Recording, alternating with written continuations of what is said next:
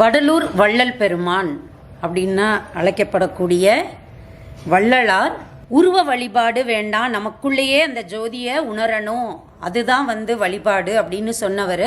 எனக்கும் வள்ளலாரோட பாடல்கள் ரொம்பவே பிடிக்கும். நாங்கள் தேவாரம் திருவாசகம் கற்றுக்கும் போது வள்ளல் பெருமானோட பாட்டெல்லாம் அப்படியே கேட்கும்போது அவர் நடராஜரை பற்றி தான் நிறைய பாடியிருப்பார். அதில் தாயாகி தந்தையுமாய் தாங்குகின்ற தெய்வம் அப்படின்னு சொல்லி அந்த நடராஜ பெருமானுக்காக அவர் பாடின அந்த பாட்டு இன்னைக்குமே அவர் தான், நடராஜர் தான் எனக்கு அப்பா அம்மா அப்படின்னு எனக்கு மனசுல ஒரு ஆழமான கருத்தை கொடுத்ததும் அந்த பாட்டு தான். நமக்குள்ள இருக்கக்கூடிய தெய்வத்தை உணரணும் அப்படின்றத ரொம்பவே வலியுறுத்தின வள்ளல் பெருமானோட விக்கிரகம்.